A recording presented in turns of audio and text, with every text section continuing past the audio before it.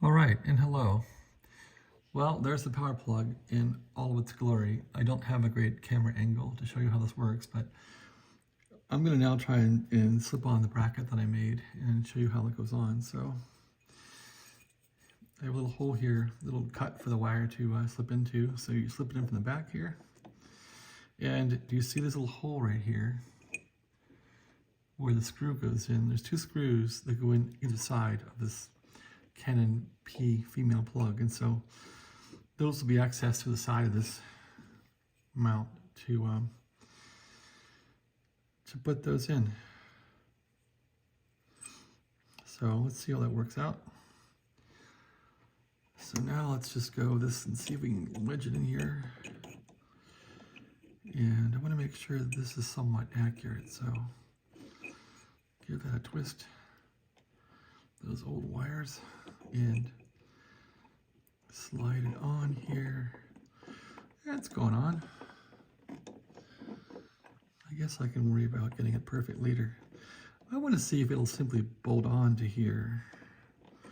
So there it is. I really haven't spent much time making this perfect, but if it will just go on here.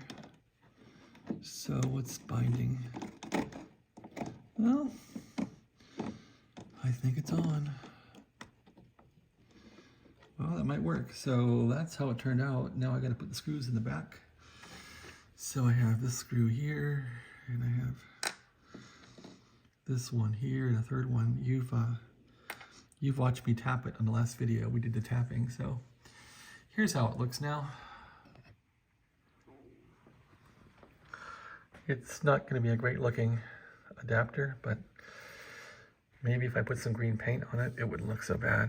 But the other worry I had was, is it going to stick out and get caught in the cover? And it looks like this knob sticks out higher, so it's not going to interfere with this thing. So anyway, this is a real hack, but I didn't have another bracket to put on here. And I've spent probably a whole day making this thing go on and off, so I hope I can get it on here.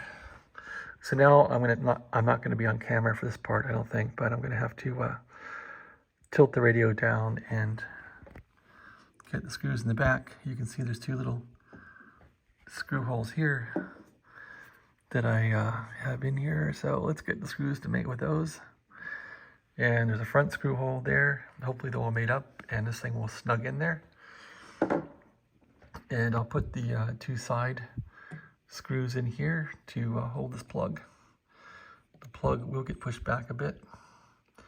And that should conclude it. I thought about putting some rubber in here or something to protect the wires. Maybe just some tape, I don't know, we'll see how that goes. But the main thing was, every time I took this power plug off, I had to be very careful with this wiring. And that gets old. So anyway, I wanted to just be able to pull the plug on and off like it was intended. And what's cool is even if I recess this thing in, the slide part goes through here, so there's no interference. So this ought to work well. I wish I could have cut this thing straight across, but having no machine shop, that wasn't possible. And using this big drill bit and blowing out my wrist when the vice grips came loose and smacked my wrist. It didn't break my wrist completely, but I thought it was broken. I'm still going, so this has also been a dangerous excursion for me. Anyway, that's about it. I'm going to now tilt this thing down and see if I can wedge these little screws in here.